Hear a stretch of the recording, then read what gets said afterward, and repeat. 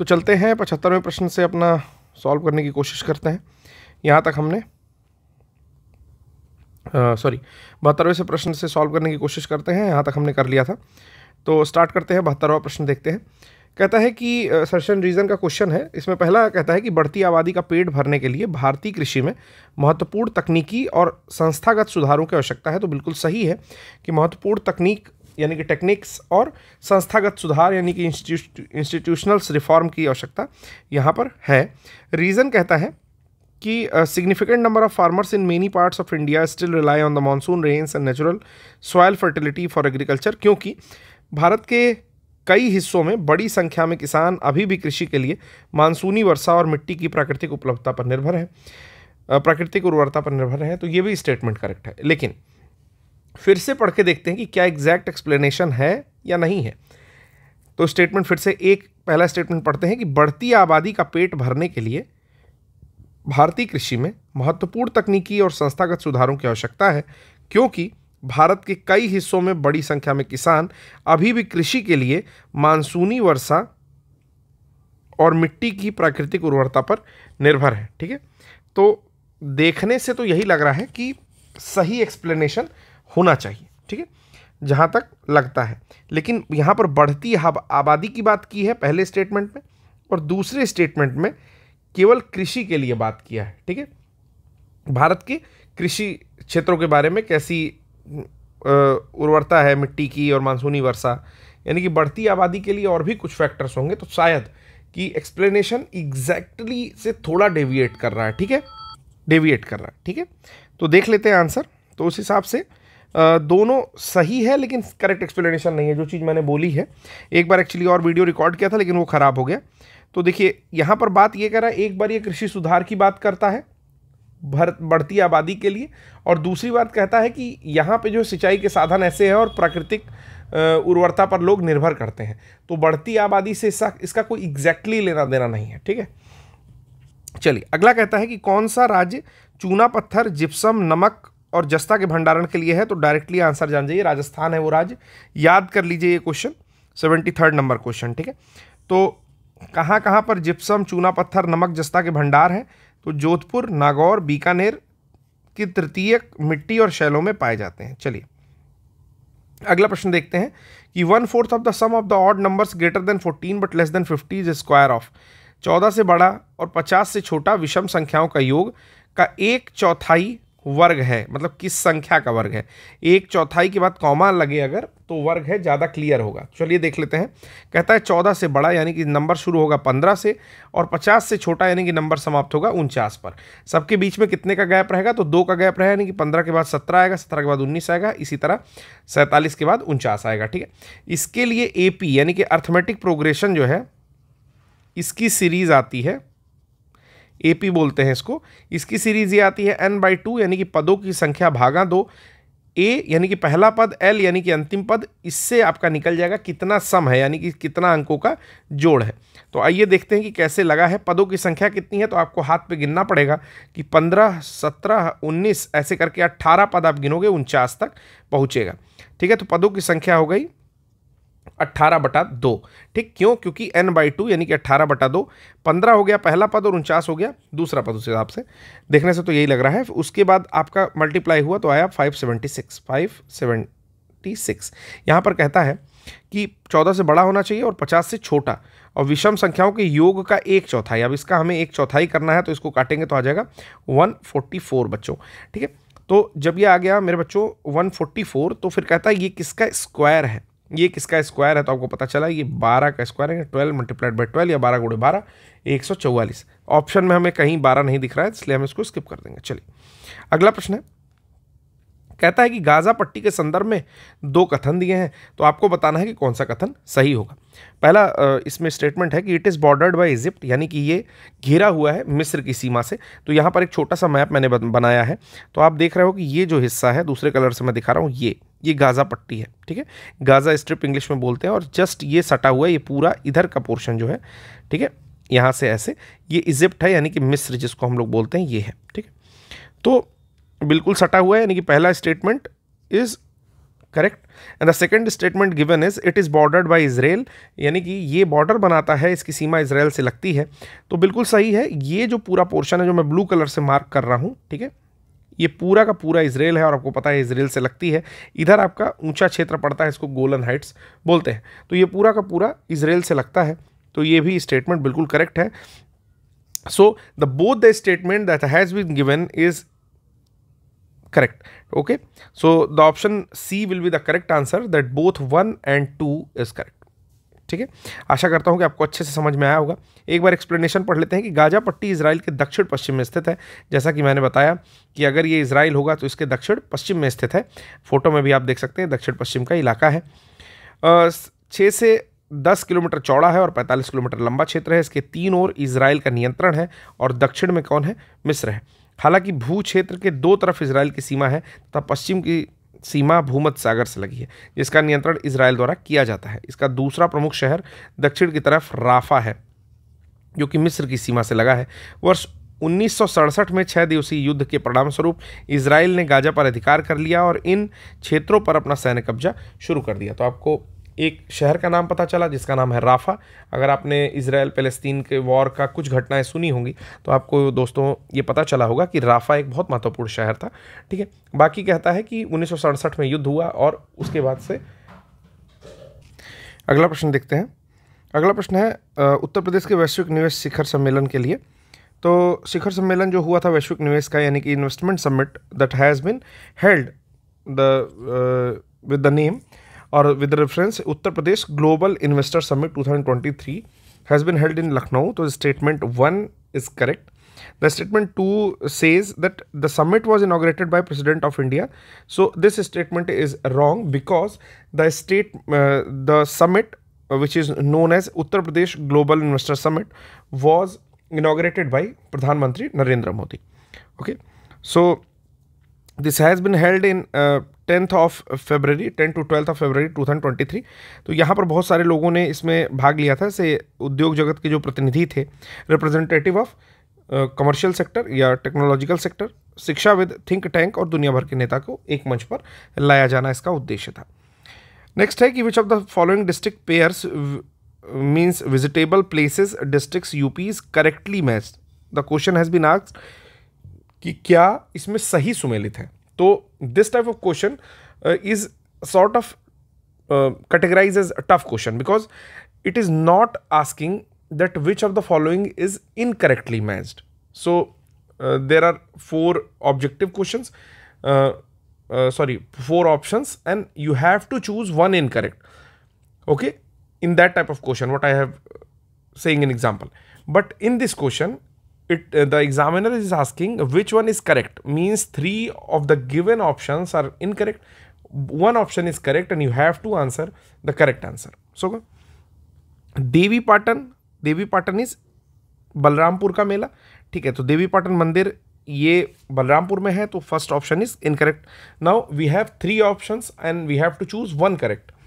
Okay, among it तो Chinese temple लिखा हुआ है महोबा, तो चाइनीज टेम्पल को होल्ड पे रखते हैं। ठीक है, फिर आता है Bawani Imli Shaheed memorial, it's Fatehpur, exactly correct. So और ऑप्शन इज सी। अगला है समसपुर बर्ड सेंचुरी अमेठी, तो ये इनकरेक्ट है क्योंकि समसपुर हमारा कहां पर है? रायबरेली में। ठीक है, सो इस हिसाब से चाइनीज टेम्पल महोबा भी गलत हो गया। Now let's check the explanation what has been given. तो देवी पाटन मंदिर इसमें दिया हुआ है कि बलरामपुर है, चीनी मंदिर को कुशीनगर लिखा हुआ है। ठीक है, तो यहां पर आपको एक इसको शॉर्ट नोट में नोट करना है कि अगर चीनी मंदिर के बारे में पूछा जाएगा, if you has been asked about चीनी टेम्पल और Chinese temple, then the answer will be Kushinagar. ठीक है, तो आंसर आपका कुशीनगर होगा। नेक्स्ट है बावनी इमली शहीद स्मारक, तो ये आपका फतेहपुर है जो मैंने आपको बताया। बावनी इमली को भी आप याद करेंगे, शॉर्ट ट्रिक में लिख लेंगे। अगला चलेंगे हम लोग कि यहाँ पर पूछ रहा है कि the following board of India headquarter is not correctly match. तो 4 ऑप्शंस में से आपको कोई एक ऑप्शन बताना है जो कि इनकरेक्टली मैच है, बाकी सारा करेक्ट मैच है। तो इसमें भी आपका ध्यान से ही प्रश्न को करना पड़ेगा। कॉफ़ी बोर्ड को लिखता है हैदराबाद, होल्ड करेंगे। टी बोर्ड को कहता है कि कोलकाता, होल्ड करेंगे। स्पाइसेस बोर्ड को कहता है कोची, ये बिल्कुल करेक्ट है। रबर बोर्ड को कहता है कोट्टयम, ये भी बिल्कुल करेक्ट है। उस हिसाब से टी बोर्ड कोलकाता, थोड़ा सा डाउट है, असम लगता है इसमें, ठीक है। और कॉफ़ी बोर्ड जो है ये मुझे लगता है कर्नाटका होना चाहिए रादर देन हैदराबाद, बंगलुरु हो सकता था, तो ये मुझे इनकरेक्ट लग रहा है, ए इनकरेक्ट लग रहा है, ठीक है। तो ए जो है वो ज़्यादा इनकरेक्ट है, देखिए बिल्कुल बेंगलुरु दिया हुआ है हैदराबाद की जगह, ठीक है। तो कॉफ़ी हैदराबाद के साइड में नहीं होती है। अगर आपने कर्नाटका के बारे में कुछ भी पढ़ा होगा तो आपको पता होगा कि लौह अयस्क या महत्वपूर्ण खाने वो तो पाई ही जाती हैं, साथ में कॉफ़ी का एक बहुत बढ़िया प्रोड्यूसर है, स्टेट है आपका कर्नाटका, ठीक है। तो कोडागू उडागू जो ज़िले हैं वहाँ पर आपका कॉफ़ी भी पाई जाती है, तो याद रखेंगे। टी बोर्ड जो है कोलकाता में है, इसको शॉर्ट नोट में याद करना है, क्योंकि काफ़ी ये एक ट्रिकी सा क्वेश्चन है कि असम आपके दिमाग में आएगा, ठीक है, या नॉर्थ ईस्ट के कुछ पोर्शन आएंगे, इवन साउथ में भी कहीं कहीं चुनिंदा जगहों पर होता है, सिक्किम में भी कहीं कहीं आपको देखने को मिलेगा, दार्जिलिंग इत्यादि में टी। लेकिन यहाँ पर कोलकाता दिमाग नहीं काम करेगा, क्योंकि Darjeeling is a part of West Bengal, कि दार्जिलिंग भी पार्ट है आपके वेस्ट बंगाल का, पश्चिम बंगाल का, लेकिन अभी कोलकाता देने पे दिमाग ठीक से काम नहीं कर रहा था मेरा। तो उस हिसाब से टी बोर्ड जो है दोस्तों वो कोलकाता में है, ये पॉइंट याद रखेंगे। चलिए अगला है, यहाँ पर 4 कैपिटल दी हुई है और आपको मैच करना है, तो अगर आपको कैपिटल एक भी आएगी तो आपका ठीक मैच हो जाएगा। चलिए देखते हैं, ठीक है। तो मैच करने की शुरुआत करते हैं। सबसे पहले जो मुझे पता है उससे शुरुआत करूँगा। खार्तूम, खार्तूम जो है वो सूडान की राजधानी है, ठीक है। एक्चुअली सूडान और साउथ सूडान जब अलग होता है तो बहुत ज़्यादा न्यूज़ में था, क्योंकि 193rd कंट्री थी, 193वीं कंट्री थी जो कि यूएन में शामिल हुई, साउथ सूडान। तो वो सूडान को ही तोड़ के निकली, साउथ सूडान यानी कि सूडान के दक्षिण में है, ठीक है। तो खार्तूम सूडान की राजधानी है और साउथ सूडान की राजधानी है जूबा। तो ये दो मुझे याद था, तो इस हिसाब से डी का 3 होना चाहिए, तो कन्फर्म है। तो इस हिसाब से केवल ए और सी में ही कन्फ्यूज़न है, ठीक है। अब यहाँ पर आता है किंशासा, किगाली और कंपाला, ठीक है। तो आपको ये जानना है कि रवांडा की राजधानी जो है वो है किगाली, क्योंकि किगाली डिक्लेरेशन हुआ था, रवांडा में लोग गए थे, ठीक है ना। किगाली डिक्लेरेशन आपको एक बार देख के भी जाना चाहिए कि कब हुआ था, तो इसको भी आप लोग सर्च करेंगे होमवर्क के तौर पर कि किगाली डिक्लेरेशन कब हुआ था, ठीक है, किगाली। तो बी का होगा 1, इस हिसाब से हमारा आंसर होना चाहिए सी। एक बार देख लेते हैं, तो बिल्कुल सही है, सही टिक किया मैंने। कंपाला जो है वो युगांडा की राजधानी है, ठीक है ना। तो आप ऐसे याद कर सकते हो, शक्तिमान में एक आता था कपाला, ठीक है, आप चाहो तो एपिसोड देख लेना 10 मिनट का, एक कपाला था, ठीक है ना, कपाला कपाला करके विलेन था। अब यहाँ पर लिखा हुआ है युगांडा, ठीक, तो ऐसे समझ लो युगांडा से आया हुआ आदमी था, ठीक है। तो कपाला कहाँ से आया था, तो युगांडा से आया था। किगाली डिक्लेरेशन, तो रवांडा की कैपिटल मैंने बता ही दिया कि किगाली डिक्लेरेशन के नाम से है एक, तो किगाली कैपिटल है रवांडा की, ठीक है। किंशासा जो है वो आपकी कॉन्गो डीआरसी की है, इंग्लिश में बोलते हैं डेमोक्रेटिक रिपब्लिक ऑफ कॉन्गो या कॉन्गो लोकतांत्रिक गणराज्य। तो आप डीआरसी की जगह पर याद कर लो किंशासा, और खार्तूम जो है वो सूडान की है। तो इस हिसाब से सी ऑप्शन बिल्कुल सही है दोस्तों। आइए दोस्तों अगला करते हैं, काफ़ी आसान है, इसको मैंने कई बार कई लोगों को ट्रिक से ही बताया, आपको भी बताता हूँ। पूछता है करेक्ट सीक्वेंस, तो what will the correct sequence of पश्चिमी घाट के दर्रे, ठीक है। तो विभिन्न दर्रे जिनको घाट कहा जाता है उसमें कहता है कि उत्तर से दक्षिण लगाइए, ये भी पॉइंट याद रखना है कि कहाँ से कहाँ को पूछ रहा है। तो नॉर्थ टू साउथ पूछ रहा है, उत्तर से दक्षिण की ओर पूछ रहा है।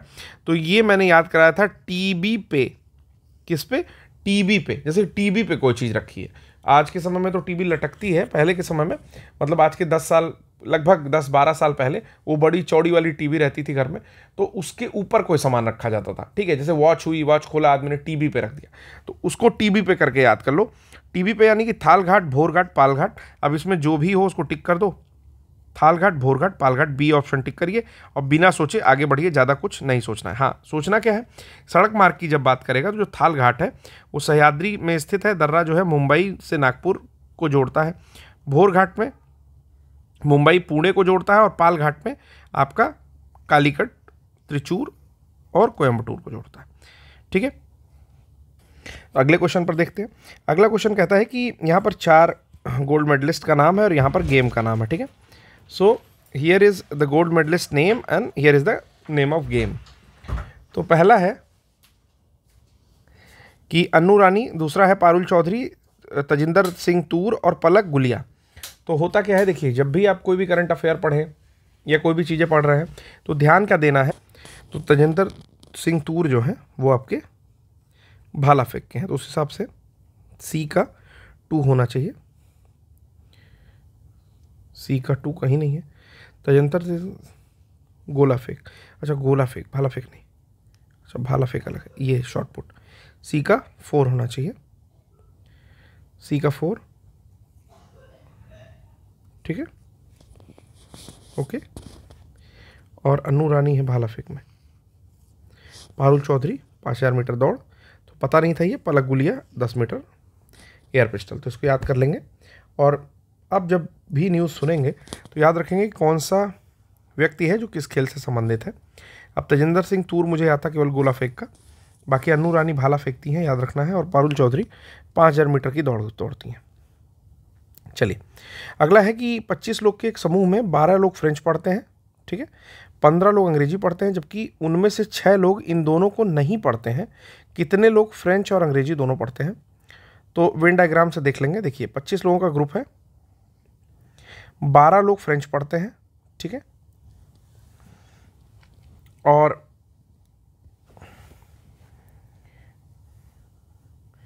फ्रेंच नहीं पढ़ते हैं 13 लोग, ठीक है। तो 7 6 13 नहीं पढ़ने वालों का ग्रुप बना लेते हैं, तो 7 6 13 ये हो गया, ठीक है, जिसमें 6 जो है दोनों नहीं पढ़ते हैं, ये 6 जो है वो दोनों नहीं पढ़ते हैं, और 4 6 10 जो अंग्रेजी नहीं पढ़ते हैं। नहीं, 25 में से 15 जो अंग्रेजी पढ़ते हैं उसको घटा देंगे, 10 आ जाएगा, ठीक है। तो पूछता है अंग्रेजी और फ्रेंच दोनों कौन पढ़ता है, तो 25 में से किसको किसको हटाएंगे, 7 + 6 + 4, इन तीनों को जोड़ देंगे, जो बच जाएंगे यहाँ पर लगभग 8 लोग, वो कुछ दोनों पढ़ते हैं, ठीक है, क्योंकि ये फ्रेंच नहीं पढ़ते हैं, ये अंग्रेजी नहीं पढ़ते हैं, ये दोनों नहीं पढ़ते हैं, तो हिसाब से पढ़ता कौन है, तो 8 लोग सब कुछ पढ़ते हैं, ठीक है। चलो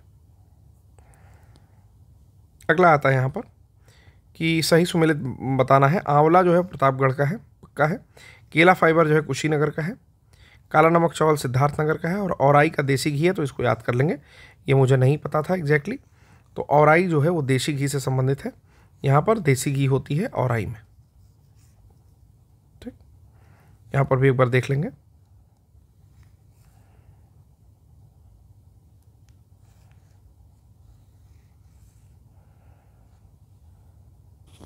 अगला प्रश्न है यहाँ पर कि तुलसीदास का जन्म बांदा जनपद के राजापुर ग्राम में हुआ था, तो बिल्कुल सही स्टेटमेंट है कि Tulsidas was born on village named Rajapur in Banda district.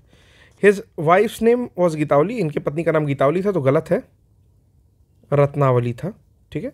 तो पत्नी का नाम क्या था, रत्नावली, तो स्टेटमेंट 2 करेक्ट है, सॉरी इनकरेक्ट है, और 1 करेक्ट है, ठीक है। चलिए तो यहाँ पर देख सकते हैं 1523 ईस्वी में बांदा जनपद में हुआ था, ठीक है। आत्माराम दुबे और माता का नाम हुलसी था। हुलसी के घर जन्मे तुलसी करके भी एक कविता बचपन में हो सकता है आप लोगों ने पढ़ी होगी। एक घड़ी है, प्रत्येक 4 मिनट में 1 घंटे में 4 मिनट आगे बढ़ जाती है, तो 1 मिनट में सेकंड की सुई द्वारा तय किया गया कोण कितना होगा, ठीक है। तो देखिए डायरेक्ट आंसर देखते हैं समझाने के लिए कि जो घड़ी है 1 घंटे में कितना बढ़ती है, 4 मिनट। 4 मिनट का मतलब होगा 1/15 मिनट आगे बढ़ जाती है, तो सीधे निकालेंगे कितने डिग्री आगे बढ़ती है, तो 24 डिग्री आगे बढ़ती है, यानी कि कुल मिलाकर के 360 + 24 384 डिग्री जो है आंसर आ जाएगा। समझ में आ गया होगा। फिर से बता दे रहा हूँ, 1 घंटे में कितने मिनट आगे बढ़ती है, तो 4 मिनट आगे बढ़ती है, यानी कि 4 मिनट में कितना टोटल, अगर उसको घंटे में कन्वर्ट करें तो 4/60 सेकंड में अगर देखें तो 1/60 सेकंड, ठीक है, 1/60 सेकंड आगे बढ़ती है। तो 1 मिनट में कितना सेकंड, 60 सेकंड, और पूरा डिग्री कितना बनेगा 360 का, तो यानी कि जो 1/15 सेकंड आगे बढ़ी है वो 24 डिग्री का कोण बनाएगा, और उसके पहले 360 डिग्री बना चुका होगा, तो टोटल मिलाकर के आ जाएगा 384। चलिए मेरे प्यारे बच्चों अगले प्रश्न पर चलते हैं। 4 अनुच्छेद पूछा हुआ है, तो अनुच्छेद 40 जहाँ भी देखिए अनुच्छेद 40 को सीधे लगा दिया करिए, पंचायतों का गठन, तो अनुच्छेद 40 उस हिसाब से ग्राम पंचायतों का गठन हो जाएगा, यानी कि जो बी ऑप्शन है बी का हो जाएगा 4, तो उस हिसाब से 2 ही ऑप्शन बचता है, ठीक है। ए का पक्का है कि 3 होगा, यानी कि धार्मिक कार्यों में प्रबंधता जो है वो आर्टिकल 26 के अंतर्गत आएगी। ठीक, अब आर्टिकल बचा 98 और आर्टिकल बचा आपका 239। तो 239 जो है वो आपका संघ क्षेत्र से संबंधित है। ठीक है, यानी कि 238 से 242 तक संघ क्षेत्र से रिलेटेड है। ठीक है, तो यहाँ से आपका आंसर जो है निकल करके आ जाएगा और आंसर हो जाएगा आपका ए। ओके, तो देख सकते हैं 98 जो है संसद का सचिवालय, सेक्रेटरीट ऑफ पार्लियामेंट को डिनोट करता है आर्टिकल 98। चलिए अगला कहता है कि 2011 के सेंसस के अनुसार भारत की नगरीय जनसंख्या का प्रतिशत कितना था। तो कम होगा, आई थिंक 31.2% है। याद कर लीजिएगा डायरेक्टली कि नगरीय जनसंख्या का प्रतिशत कितना है, 31.2%। चलिए अगला है, यहाँ पर 4 माउंटेन दिए हुए हैं और 4 कॉन्टिनेंट या महाद्वीप दिए हुए हैं। मैच करना है कि कौन सा सही है। तो आल्प्स दिया हुआ है, यूरोप का पर्वत है। ठीक है, एंडीज दिया हुआ है, साउथ अमेरिका का है, सॉरी एंडीज जो है साउथ अमेरिका का है। फिर आता है अपलेशियन, अपलेशियन जो है नॉर्थ अमेरिका का है। और अल्ताई जो है आपका एशिया का है। तो उस हिसाब से ए का 4 और डी का 2। चलिए ए का 4 और डी का 2, इससे नहीं बनेगी बात। अगला देखते हैं सी का 1। ठीक है, तो आंसर जो बन रहा है आपका वो बन रहा है सी। ठीक है, ए का 4, सी का 1 केवल इसी ऑप्शन में। ठीक है, तो इंडीज़ कहाँ की पर्वतमाला है। अगर आप अमेरिका, आप साउथ अमेरिका देखे होंगे, यहाँ पर मैं छोटा सा बना रहा हूँ।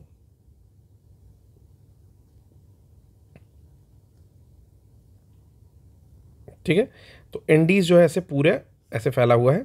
खासकर यहाँ से अगर आप ना भी काउंट करो तो यहाँ जो है पूरा इंडीज़ फैला हुआ है। ठीक है, और यहाँ पर एक कंट्री आती है पेरू, चिली। ठीक है, तो इस सब में जो है ज़्यादा फैला हुआ है इंडीज़। ठीक है, और सबसे ऊंची जो चोटी है उसकी अकांकागुआ करके आती है। उस पर एक नेविगेबल लेक स्थित है, ओजस आपका कोटापैक्सी, लेक कोटापैक्सी। ठीक है, और जो है नेविगेबल लेक उस पर है आपका टिटिकाका।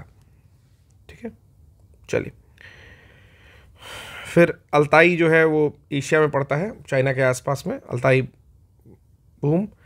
और यहाँ पर आल्प्स पर्वत जो है वो यूरोप में पड़ता है।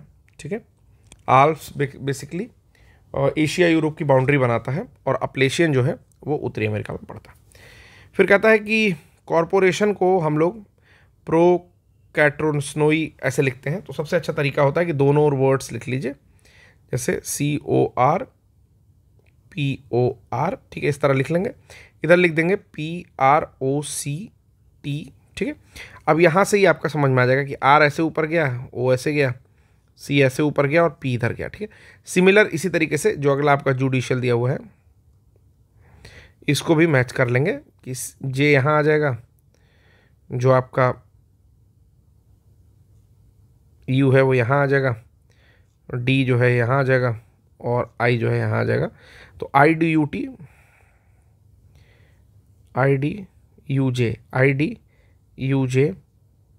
ये आंसर हो जाएगा। ठीक है, देखिए सबसे अच्छा तरीका ये होता है कि कॉरपोरेशन को एक लाइन में लिख लिया।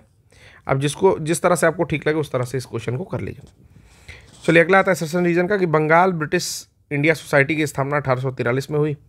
अब इतना पर्टिकुलर पूछा हुआ है कि याद होना ही होना चाहिए, अदरवाइज इसको आप स्किप कर दीजिए। जॉर्ज थॉमसन के प्रयासों का परिणाम है। अभी इसको शॉर्ट नोट में अपने शामिल करिएगा कि बंगाल ब्रिटिश इंडिया सोसाइटी की स्थापना 1843 में जॉर्ज थॉमसन के प्रयासों का परिणाम था। कारण यह था कि जॉर्ज थॉमसन को द्वारकानाथ टैगोर इंग्लैंड से भारत राजनीतिक आंदोलन संगठित करने के लिए लाए थे।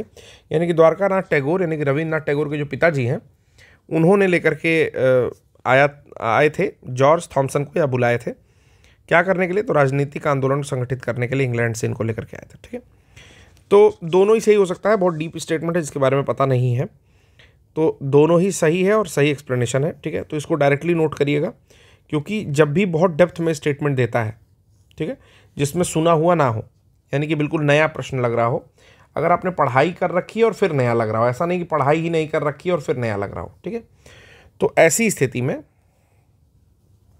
जो है अक्सर स्टेटमेंट्स करेक्ट होते हैं। तो इस हिसाब से बंगाल ब्रिटिश इंडिया सोसाइटी की स्थापना 1843 में हो रही है, बंगाल ब्रिटिश इंडिया सोसाइटी, और जॉर्ज थॉमसन के प्रयासों का परिणाम है। अच्छा, क्यों ऐसा हो रहा है? क्योंकि इनको द्वारकानाथ टैगोर लेकर के आए हैं इंग्लैंड से, तो कहते हैं कि राजनीतिक आंदोलन संगठित करने के लिए हम लाए हैं आपको। ठीक है, यहाँ पर एक एक्सप्लेनेशन सेम वही चीज़ लिखा हुआ है, कोई दिक्कत नहीं है। अज्ञात चित्र में कुछ खोजना है, जैसे 5 लिखा है, 3 लिखा है, 5 लिखा है, 8 लिखा है, 13 लिखा है, 20 लिखा है। ठीक है, तो चलिए एक बार ट्राई करते हैं कैसे हो रहा है। तो अगर देखें 3 2 5 5 3 8 8 5 13, यहाँ तक तो सब कुछ बढ़िया चल रहा है, लेकिन 13 8 21 होता है, 20 नहीं होता। यहाँ पर बात गड़बड़ हो जाएगी। ठीक है, तो 4 ऑप्शन है। बहुत सारे लोग 1 मार देंगे, 1 3 5। ठीक है, 1 1 3 5, लेकिन ऐसा नहीं है। ठीक है, तो 1 तो ऑप्शन होगा नहीं। ठीक, अब आता है 26, देखते हैं कैसे कर रहा है। 3 दूना 6 अगर किया जाए, -1 किया जाए, 5 दूना 10 किया जाए, -2 किया जाए, 8 दूना 16 किया जाए, -3 किया जाए, 13 दूना 26 किया जाए, और यहाँ से -6 किया जाए, तो यहाँ भी गड़बड़ हो जाएगा। -4 होना चाहिए था अगर सेम क्रम चले तो। ठीक है, तो यहाँ भी कुछ प्रॉब्लम आएगी, और 20 दूना 40 में ये बिल्कुल ठीक नहीं बैठेगा। अगला देख लेते हैं क्या हो सकता है। अगला ऐसे हो सकता है कि 3 में 2 जोड़ा 5 आ गया, 5 में 3 जोड़ा 8 आ गया, 8 में 5 जोड़ा 13 आ गया, 13 में 7 जोड़ा 20 आ गया, और 20 में उस हिसाब से 11 जुड़ जाएगा, क्योंकि सारे के सारे प्राइम नंबर है, अभाज्य संख्याएं हैं। ठीक है, तो इस हिसाब से 31 आ जाएगा। तो तुक्का मार देते हैं, यही होना चाहिए, क्योंकि ट्रिक भी बैठ रही है इस पर। तो 31 जो है ऑप्शन होना चाहिए। हाँ, बिल्कुल सही ये लॉजिक हमने लगाया है। ठीक है, तो अभाज्य संख्याओं का जोड़ जो है इसमें काम कर रहा है। अब प्रश्न आता है राष्ट्रीय पुस्तक मेला के संदर्भ में। क्या कहता है कि ये लखनऊ में हुआ था अक्टूबर के महीने में। ठीक है, सितंबर 22 से अक्टूबर तक चला। इसका आयोजन भारत सरकार द्वारा किया गया। तो मुझे लगता है कि राष्ट्रीय पुस्तक मेला है तो मे भी भारत सरकार करती हो। ठीक है, कोई बुक ट्रस्ट भी कर सकता है, थोड़ा सा डाउट है, लेकिन सही होना चाहिए। दूसरा स्टेटमेंट, पहला स्टेटमेंट में ये है कि मे भी ये दिल्ली में हुआ है, क्योंकि अक्सर ये सारी चीज़ें दिल्ली में होती हैं। ठीक है, तो 92 का देख लेते हैं कि लखनऊ में ही किया गया था। इसका जो है आयोजन केटी फाउंडेशन द्वारा किया गया था। तो ये डाउटफुल है कि केटी फाउंडेशन ने किया था, भारत सरकार ने नहीं किया था। तो उस हिसाब से पहला सही है। ठीक है, केवल 1 स्टेटमेंट सही है। अगला चलते हैं कि नोबेल प्राइज़ के बारे में दिया हुआ है। नरगिस मोहम्मदी को 2023 के लिए नोबेल पीस प्राइज़ मिला। सही है, क्योंकि वह प्रेस की स्वतंत्रता के पक्ष में लड़ती हैं। तो ये भी आई थिंक महिला के अधिकारों के लिए भी लड़ रही थी, लेकिन ये बिल्कुल सही है। तो ANR मुझे लगता है कि करेक्ट होना चाहिए। तो नहीं, R गलत है। क्यों? क्योंकि उनकी महिलाओं के उत्पीड़न, ठीक है, महिलाओं के उत्पीड़न के खिलाफ जो है नरगिस मोहम्मदी लड़ रही थी। अगला प्रश्न देखते हैं। अगला प्रश्न है कि आयुर्वेद महोत्सव कहाँ हुआ था। तो झांसी में लिखा हुआ, बिल्कुल सही है। अगला है ताज महोत्सव कहाँ हुआ था। तो ये लखनऊ में, गलत है। ताज महोत्सव ताजमहल आगरा में होना चाहिए। तो पहला स्टेटमेंट केवल करेक्ट होना चाहिए, दूसरा इनकरेक्ट होना चाहिए। ठीक है, B। ठीक है, आयुर्वेद महोत्सव यहाँ पर और ताज महोत्सव कहाँ किया गया, आगरा में। ठीक है, झांसी में क्या है, केंद्रीय आयुर्वेदिक अनुसंधान संस्थान 7 नवंबर को आयुर्वेद दिवस का आयोजन किया गया था। 4 ऑप्शन है, जैसे पेंटिंग दी हुई है उसमें, और स्टेट, किस स्टेट में कौन सी पेंटिंग होती है। तो मधुबनी, लाइक नाम से ही पता चल रहा है कि मधुबनी जो है बिहार में होती है। लेपाक्षी, लेपाक्षी आंध्र प्रदेश में होती है। वर्ली, वर्ली जो है महाराष्ट्र में होती है। और पट्टचित्र जो है वो उड़ीसा में होता है। तो टिक कर लेंगे जो भी ऑप्शन करेक्ट आएगा। मधुबनी बिहार, लेपाक्षी आंध्र प्रदेश, पट्टचित्र उड़ीसा और वर्ली महाराष्ट्र। चलिए अगला कहता है कि इन्हें आवृत्ति के बढ़ते हुए क्रम में लगाएं, जैसे एक्सरे है, विजुअल रे है, इंफ्रारेड है और रेडियो वेव्स है। तो किस प्रकार से इसको अरेंज करते हैं, ये क्वेश्चन दिया हुआ है। तो चलिए बताते हैं कि यहाँ पर विजुअल रेंज, यहाँ पर विजुअल रेंज है। ठीक है, विजुअल रेंज के बाद आपका क्या आता है, इंफ्रारेड आता है, और उसके बाद आता है आपका रेडियो वेव्स। ठीक है, और इसके पहले आता है आपका एक्सरे। ठीक है, तो यही क्रम होगा, कुछ देख लेंगे कि एक्सरे आएगा, विजुअल आएगा, इंफ्रारेड आएगा और रेडियो वेव्स आएगा। 10 के पावर 18 से 16 हर्ट्ज जो है वो आपकी एक्सरे की आएगी। 14 से 12 हर्ट्ज, हालांकि ये हर्ट्ज में लिखा हुआ है। ठीक है, अगर किरणों की बात करें तो हम लोग नैनोमीटर में बात कर सकते हैं, जैसे 400 to 700 नैनोमीटर, ये विजिबल रेंज का है। इसके पीछे एक्सरे आता है, कॉस्मोस आता है, अल्फ़ा बीटा गामा आता है, यूवी आता है, सारी चीज़ें पीछे आती हैं। आगे में आपका इंफ्रारेड आता है और रेडियो वेव्स आती हैं, ठीक है ना। चलिए अगला प्रश्न है कि उत्तर प्रदेश संगीत नाटक अकादमी के संदर्भ में कुछ चीज़ें बतानी है। संगीत नाटक अकादमी की स्थापना 1965 में हुई थी। दूसरा है कि वाराणसी में स्थित है, तो मेरे हिसाब से ये लखनऊ में स्थित होना चाहिए, ठीक है। तो लखनऊ में स्थित है और 63 में हुआ था, तो 65 भी गलत हो गया और ये भी गलत हो, तो बोथ स्टेटमेंट जो है इनकरेक्ट है। Neither one neither two nor two, दोनों सही नहीं है, ठीक है। याद रखिएगा कि 13 नवंबर 1963 में स्थापित हुई थी, जिसका नाम था संगीत नृत्य एवं नृत्य नाट्य कला, लेकिन उत्तर प्रदेश संगीत नाटक अकादमी, लेकिन 2 सितंबर 1969 यानी कि 1969 को उत्तर प्रदेश संगीत नाटक अकादमी इसका नाम कर दिया गया था।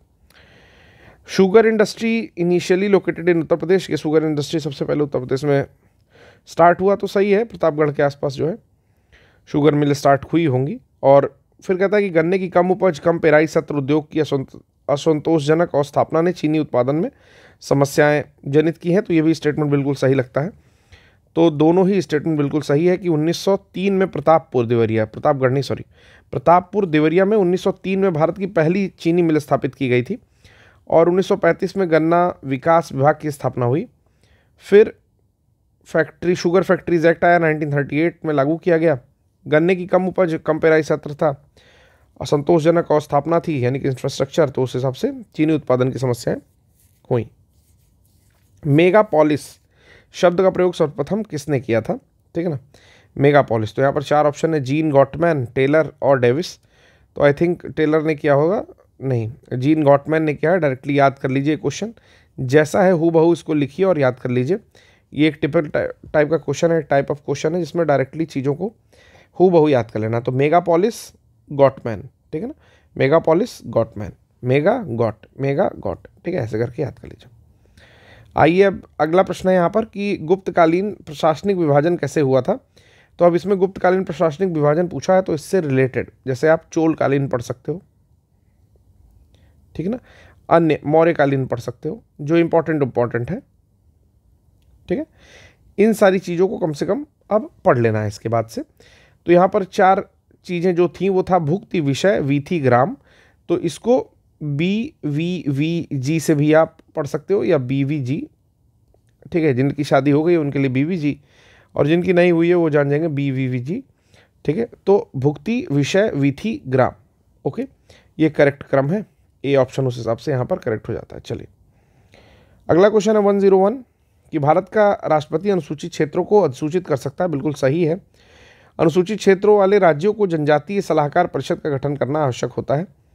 इसमें थोड़ा सा डाउट है कि अनुसूचित क्षेत्र वाले जो राज्य हैं उनको जनजातीय सलाहकार परिषद का गठन करना आवश्यक होता है। स्टेटमेंट तो काफ़ी टिपिकल है, तो सही होनी चाहिए। तो यहाँ पर दोनों ही सही हैं कि अनुसूचित क्षेत्रों के संदर्भ में भारत का जो राष्ट्रपति है वो अनुसूचित क्षेत्रों को अधिसूचित कर सकता है, यानी कि अधिसूचना जारी कर सकता है, ठीक है। और अनुसूचित क्षेत्र वाले जो राज्य हैं उनको उसके कल्याण के लिए राज्यपाल की सलाह पर एक जनजातीय सलाहकार परिषद का गठन करना होता है। अगला है कि राज्य के नीति निर्देशक तत्वों के संदर्भ में कुछ कथन दिए हैं, जैसे न्यायालय द्वारा प्रवर्तनीय नहीं है, enforceable, not enforceable by law, सही है। आर्टिकल 37 कहता है कि इनको न्यायालय द्वारा प्रवर्तन में नहीं लाया जा सकता। अगला कहता है it shall be the duty of state to apply this principle in making laws, कि भाई इन सिद्धांतों को लागू करने का कर्तव्य राज्य का होगा। तो बिल्कुल सही है, दोनों ही स्टेटमेंट बिल्कुल सही होने चाहिए। तो बी ऑप्शन यहाँ पर होना चाहिए, सही है। 36 से 51 में नीति तत्व लिए गए हैं, DPSP जिसको बोलते हैं, directive principle of state policy, ठीक। कहाँ से लिया गया है, तो आयरलैंड से लिया गया। चलिए अगला प्रश्न करते हैं, यहीं पर रोक देंगे हम लोग। यहाँ पर 4 कोयला संयंत्र देता है, कहलगांव, खरगोन, कोरबा, कुडगी। तो कोरबा के अलावा तो कुछ नहीं पता है, ठीक है ना। कोरबा हमें पता है, कोरबा जो है मध्य प्रदेश में होगा। तो C का 1 अगर कोई ऑप्शन हो तो, सॉरी, कोरबा छत्तीसगढ़ में होगा, सॉरी, कोरबा छत्तीसगढ़ यानी कि C का 4। तो अब 2 ऑप्शन मिल रहा है, तो सही नहीं कर पाएंगे हम लोग। D ऑप्शन करेक्ट है, कहलगांव बिहार में है, ठीक है। खरगोन जो है मध्य प्रदेश में है, कोरबा छत्तीसगढ़ में है और कुडगी कर्नाटक में है। तो नाम से एक बार कुडगी हम लोग कर्नाटक टिक कर सकते थे, लेकिन डी का 3 है तो यहाँ पर भी फिर भी डाउट पूरा रहता। तो खरगोन याद कर लीजिए। खरगोश मध्य प्रदेश में ज़्यादा पाया जाता है, और खरगोन जो कोयला आधारित बिजली संयंत्र है वो आपके मध्य प्रदेश में पाया जाता है। 104 क्वेश्चन से नेक्स्ट लेक्चर में हम लोग करेंगे, और आशा करता हूँ कि 36 क्वेश्चन के साथ उस लेक्चर से ये जो पेपर है 2023 वाला, इसको कंप्लीट कर देंगे। तो बने रहिए, देखते रहिए। धन्यवाद।